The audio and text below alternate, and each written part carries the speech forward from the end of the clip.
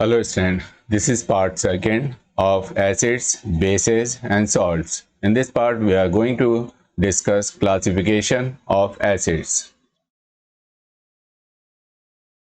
The acids are classified into various categories on the following basis. First basis is the availability of hydrogen ions or strength of the acid. Second is the origin of acid, means source of acid. Third is the amount of acids present in the solution, that is concentration of acid. And fourth one is the number of protons or H plus ion released in aqueous solution, that is basicity of acid. तो ये चार basis हैं जिसके हिसाब से हम acids को इन चार कैटेगरीज में क्लासिफाई करते हैं. अब इनको हम वन बाय वन डिस्कस करेंगे.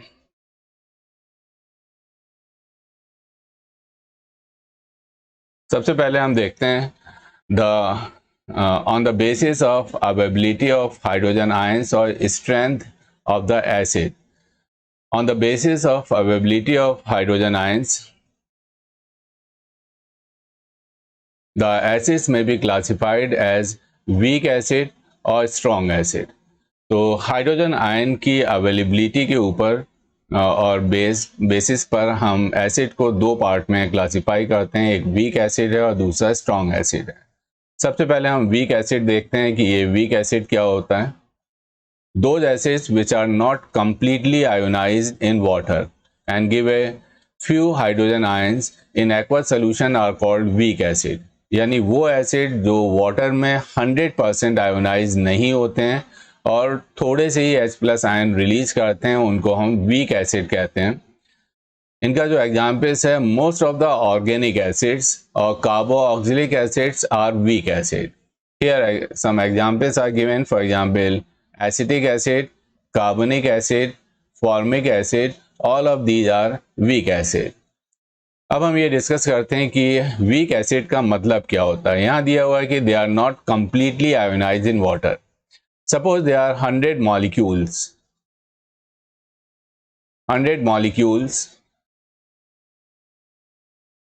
or 100 moles of acetic acid.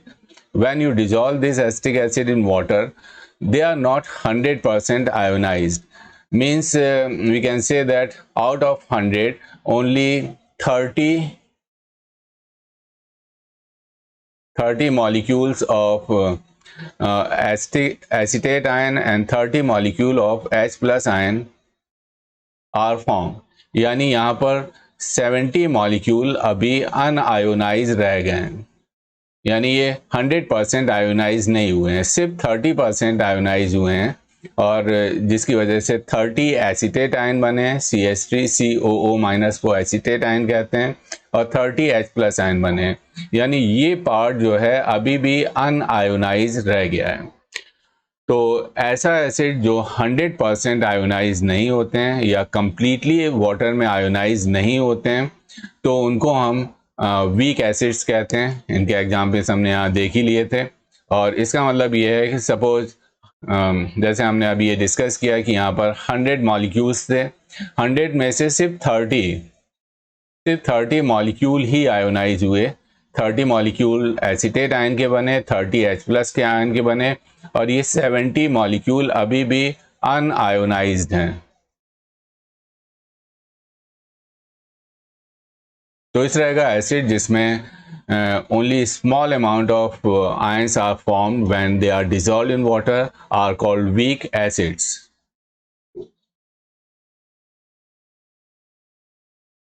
Next is the strong acid. Strong acid which are completely ionized in aqueous solution and give large number of hydrogen ion in water by the process of ionization. For example, here one example of strong acid is given. So few other examples are the HCl, H2SO4, nitric acid, and all of these are strong acid. अब strong acid को कैसे समझेंगे कि ये completely ionise हो जाते हैं aqueous medium में, यानी वाटर में अगर हम इन एसिड्स को डालें तो ये completely आयोनाइज हो जाते हैं. सपोज हमारे पास 100 मॉलिक्यूल HCl के हैं जब इसको वाटर में हम डिजोल्व कर रहे हैं तो 100 H+ आयन बने और 100 क्लोरीन के क्लोराइड आयंस बने। तो यहाँ पर क्या हो रहा है कि पूरे के पूरे 100 मॉलिक्यूल HCl के दो पार्ट में ब्रेक हो गए, 100 H+ और 100 क्लोराइड आयन बनेंगे। तो यहाँ पर क्या हुआ है कि ये दो पार्ट में ब्रेक हो गया है, H+ आयन और Cl- आयन, और ये कंप्लीटली ब्रेक हो गया है, यानी 100 H+ आयन बने हैं, 100 क्लोराइड आयन बने हैं। जबकि वीक एसिड में क्या होता था, जो अभी हमने लास्ट पेज पर देखा था, जैसे एसिटिक एसिड, ये एक वीक एसिड होता है, CH3COOH। अगर इसके 100 मॉलिक्यूल्स हैं तो 100 में से ये कंप्लीटली आयोनाइज नहीं हो रहा है, सिर्फ 30 या 40, कुछ भी हमने रैंडमली एक नंबर ले लिया है, CH3COO- और 30 H+ आयन बन रहे हैं। तो यहाँ पे हम देख रहे हैं कि ये 100% आयोनाइज नहीं हुआ है। इस 100 मॉलिक्यूल का सिर्फ 30 मॉलिक्यूल्स आयोनाइज हुए हैं, 70 मॉलिक्यूल्स अभी अनआयोनाइज्ड हैं। 70 मॉलिक्यूल अनआयोनाइज्ड हैं। तो अगर यहाँ कंप्लीट आयोनाइजेशन होता है, जितने मॉलिक्यूल हम एसिड के डाल रहे हैं वाटर में वो 100% आयोनाइज हो रहे हैं, यानी 100 मॉलिक्यूल डाले थे, 100 H+ 100 क्लोराइड आयंस बने, तो इसको हम स्ट्रॉन्ग एसिड कहेंगे। और अगर ये एक वीक एसिड का एग्जाम्पल है जो हमने लास्ट पेज पे डिस्कस किया था कि 100 एसिटिक एसिड के मॉलिक्यूल हैं, लेकिन 100 में से सिर्फ 30 मॉलिक्यूल ही आयोनाइज हुए, वो आयनाइज होकर एसिटेट आयन बना रहे हैं और दूसरे 30 मॉलिक्यूल्स H+ आयन बना रहे हैं। तो जब इनकम्प्लीट आयोनाइजेशन होता है तो उसको हम वीक एसिड कहते हैं, और जब कोई भी एसिड वाटर में 100% आयोनाइज हो जाता है तो उसको हम स्ट्रॉन्ग एसिड कहते हैं।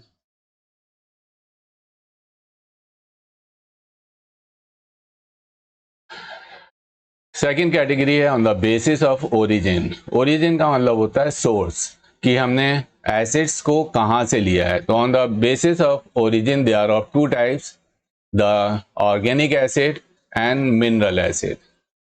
तो सोर्स की इस एसिड को कहाँ से निकाला गया है, इसको हम दो कैटेगरी में डिवाइड करते हैं। फर्स्ट है ऑर्गेनिक एसिड और सेकंड है मिनरल एसिड। सबसे पहले हम ऑर्गेनिक एसिड देख लेते हैं। Those acids which are derived from plants and animals, यानी किसी भी लिविंग ऑर्गेनिज्म से जिस एसिड को निकाला जाता है उसको ऑर्गेनिक एसिड कहते हैं। बिल्कुल सिंपल डेफिनेशन है कि लिविंग ऑर्गेनिज्म यानी प्लांट्स या एनिमल से मिलने वाले एसिड को हम ऑर्गेनिक एसिड्स कहते हैं। These acids are not very strong. अभी हम डिस्कस कर चुके हैं कि ऑर्गेनिक एसिड्स जो हैं ये वीक एसिड्स होते हैं, they are the weak acids, and so we can easily eat or drink। क्योंकि ये वीक एसिड हैं, इनको हम आसानी से खा या पी सकते हैं, ये हमें किसी भी तरह से नुकसान नहीं पहुंचाते हैं। जैसे लैक्टिक एसिड है जो दही में पाया जाता है, इसको भी हम खाते हैं। साइट्रिक एसिड है, ये खट्टी चीज़ों में नींबू संतरे इनमें पाया जाता है, इसको भी हम खा सकते हैं क्योंकि वीक एसिड है। एसिटिक एसिड को भी हम खाते हैं, जिसको विनेगर या सिरका कहते हैं, तो ये भी खाया जाता है।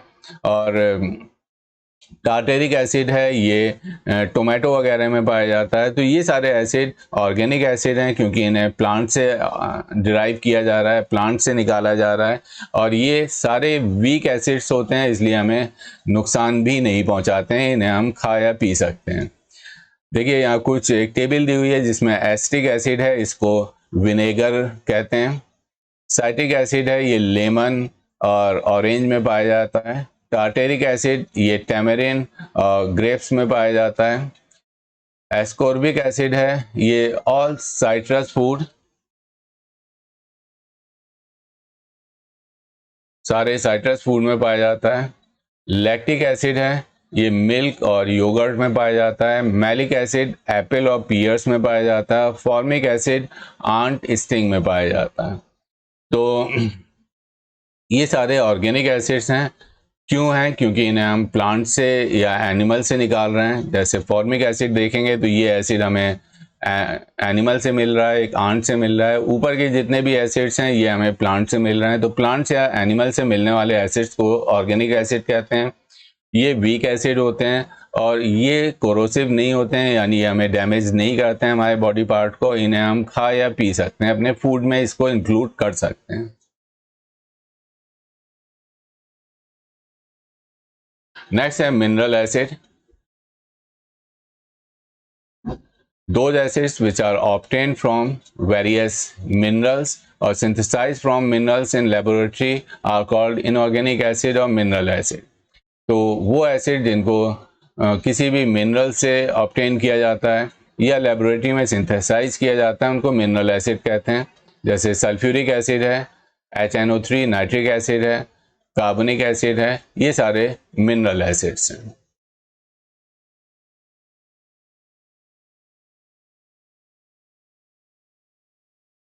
थर्ड कैटेगरी है on the basis of amount of acid, कि किसी भी सॉल्यूशन में कितना एसिड प्रेजेंट है। तो उसको हम दो पार्ट में डिवाइड करते हैं, एक डाइल्यूट एसिड होता है और दूसरा कंसनट्रेटेड होता है। तो ये जो बेसिस है, कंसंट्रेशन ऑफ एसिड्स इसको कहा जाता है, कि एसिड का कंसंट्रेशन किसी सॉल्यूशन में कितना है। तो ये दो पार्ट में डिवाइड किया गया है on the basis of amount of acid. Dilute acid में क्या होता है, there is low percentage of acid, acid का परसेंटेज कम होता है, and high percentage of water. किसी भी सॉल्यूशन में अगर वाटर का परसेंटेज ज़्यादा है और एसिड का परसेंटेज कम है तो उसको हम डाइल्यूट एसिड कहेंगे। फॉर एग्जांपल एक सॉल्यूशन है, बीकर में हमने एक सॉल्यूशन लिया, इसमें जो एसिड है वो सिर्फ 20% है और वाटर जो हमने लिया है वो 80% है। तो ये एक डाइल्यूट सॉल्यूशन होगा क्योंकि इसमें एसिड का कंसंट्रेशन कम है। तो कंसंट्रेशन के बेसिस पर कि किसी भी सॉल्यूशन में कितना एसिड प्रेजेंट है, एसिड का कितना कंसंट्रेशन है, उसके बेसिस पे इसको हम दो पार्ट में डिवाइड करते हैं। तो अगर एसिड का कंसंट्रेशन कम है, जैसा इस एग्जाम्पल में आप देख रहे हैं एसिड 20% है, वाटर का कंसंट्रेशन ज़्यादा है, ये 80% है, तो ऐसे सॉल्यूशन को हम डाइल्यूट सॉल्यूशन कहते हैं। Dilute solution are less corrosive in nature, ये हमें कम नुकसान पहुंचाते हैं, and they are less dangerous. Laboratory में भी जितने भी एसिड्स आपको एक्सपेरिमेंट के लिए दिए जाते हैं ये डाइल्यूट एसिड्स होते हैं, क्योंकि कंसनट्रेटेड एसिड से कोई भी एक्सीडेंट होने का खतरा होता है। तो स्कूल में जो लेबोरेटरी होती है वहाँ पर एसिड को डाइल्यूट कर दिया जाता है। और डाइल्यूट कैसे करते हैं कि हम कम एसिड लेते हैं, थोड़ा सा एसिड लेते हैं, उसमें ज़्यादा पानी मिला देते हैं। नेक्स्ट है concentrated acid. Those acid which have high percentage of acids and low percentage of water per unit volume of solution। तो अगर एसिड का परसेंटेज ज़्यादा है किसी भी सॉल्यूशन में और वाटर का कम है, जैसे हमने ऊपर एग्जांपल लिया था, यहाँ भी एक एग्जांपल हम लेते हैं कि अगर सपोज यहाँ पर एसिड 70% है, एसिड 70% है और वाटर 30% है। तो अगर वाटर का परसेंटेज कम है, एसिड का ज़्यादा है, तो इस तरह के एसिड को हम कंसनट्रेटेड एसिड कहेंगे। तो आई थिंक ये बिल्कुल क्लियर है कि किसी भी सॉल्यूशन में अगर एसिड का परसेंटेज कम है और वाटर का ज़्यादा है तो उसको डाइल्यूट एसिड कहेंगे।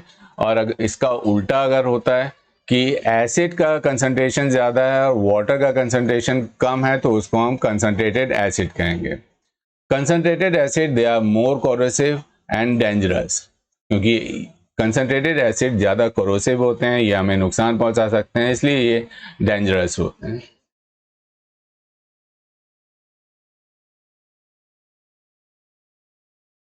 नेक्स्ट कैटेगरी है on the basis of hydrogen ion furnished, कि कोई भी एसिड वाटर में कितने हाइड्रोजन आयन बना रहे हैं, यानी नंबर ऑफ हाइड्रोजन आयंस कितने प्रोड्यूस हो रहे हैं, उसके ऊपर हम एसिड्स को तीन कैटेगरी में डिवाइड करते हैं।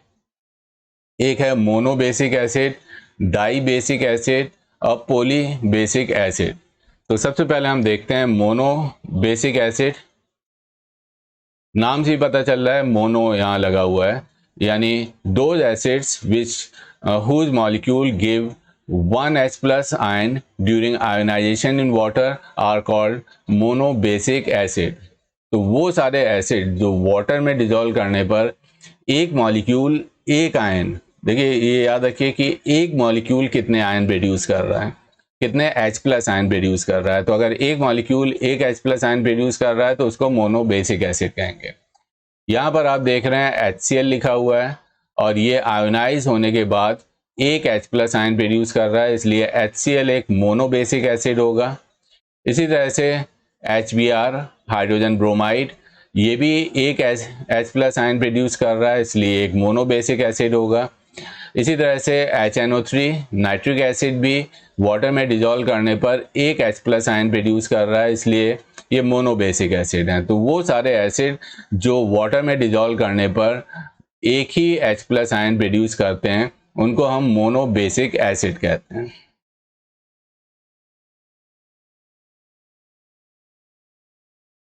नेक्स्ट है डाई बेसिक एसिड। यहाँ डाई वर्ड अटैच है इससे। डाई का मतलब है दो। Those acids which can give 2 H plus ion during ionization in water are called dibasic acid। यानी वो एसिड जो वाटर में डिजोल्व करने पर एक एसिड का मॉलिक्यूल अगर 2 H प्लस आयन प्रोड्यूस कर रहा है तो उसको डाइबेसिक एसिड कहेंगे। देखिए यहाँ पर H2SO4 है, ये सल्फ्यूरिक एसिड का एक मॉलिक्यूल है और ये कितने आयन प्रोड्यूस कर रहा है, 2 आयन प्रोड्यूस कर रहा है, 2 H प्लस आयन प्रोड्यूस कर रहा है, तो ये एक डाइबेसिक एसिड होगा। इसी तरह से H2CO3 ये कार्बोनिक एसिड है, वाटर में डिजोल्व करने पे ये 2 H प्लस आयन प्रोड्यूस कर रहा है, तो ये भी एक डाइबेसिक एसिड होगा। तो वो सारे एसिड जो वाटर में डिजोल्व करने पर 2 H प्लस आयन प्रोड्यूस करते हैं, 2 H प्लस आयन प्रोड्यूस करते हैं, उन सबको डाइबेसिक एसिड कहेंगे। नेक्स्ट है polybasic acid. They give more than 2 ions during ionization in water। कोई भी मॉलिक्यूल अगर 2 से ज़्यादा आयन प्रोड्यूस कर रहा है वाटर में डिजोल्व करने पर तो उसको हम पॉलीबेसिक एसिड कहेंगे। जैसे यहाँ एक एग्जांपल है H3PO4 phosphoric acid. Phosphoric acid को जब वाटर में डिजोल्व करते हैं तो ये 3H प्लस आयन प्रोड्यूस कर रहे हैं, यानी H प्लस के 3 आयन्स प्रोड्यूस कर रहे हैं, तो ये एक पॉलीबेसिक एसिड होगा। तो हमने 3 कैटेगरी देखी। अगर एक H प्लस आयन कोई प्रोड्यूस कर रहा है, जैसे हमने देखा HCl को अगर वाटर में डिजोल्व करें तो वो एक H प्लस आयन प्रोड्यूस करता है और एक क्लोराइड आयन प्रोड्यूस करता है। तो क्योंकि ये एक H प्लस आयन प्रोड्यूस कर रहा है तो इसको हम मोनोबेसिक एसिड कहेंगे। दूसरा एग्जाम्पल हमने सल्फ्यूरिक एसिड का देखा H2SO4। यहाँ पे हम देख रहे हैं कि ये 2 H प्लस आयन प्रोड्यूस करेगा वाटर में डिजोल्व करने पर और एक सल्फेट आयन प्रोड्यूस करेगा। तो क्योंकि ये 2 H प्लस आयन प्रोड्यूस कर रहा है इसलिए ये डाइबेसिक एसिड हो जाएगा। तीसरा है H3PO4। जब इसको हमने वाटर में डिजोल्व किया इस H3PO4 को तो हमने देखा कि ये 3H प्लस आयन प्रोड्यूस कर रहा है और PO4 -3 प्रोड्यूस कर रहा है। तो ये 3H प्लस आयन प्रोड्यूस कर रहा है इसलिए ये पॉलीबेसिक एसिड होगा। तो फर्स्ट HCl मोनोबेसिक एसिड, क्योंकि एक H plus ion, H2SO4 2 H plus ion produce कर रहा है इसलिए dibasic acid. H3PO4 3H plus ion water में डिजोल्व करने पर प्रोड्यूस कर रहा है इसलिए ये ट्राई बेसिक एसिड होगा।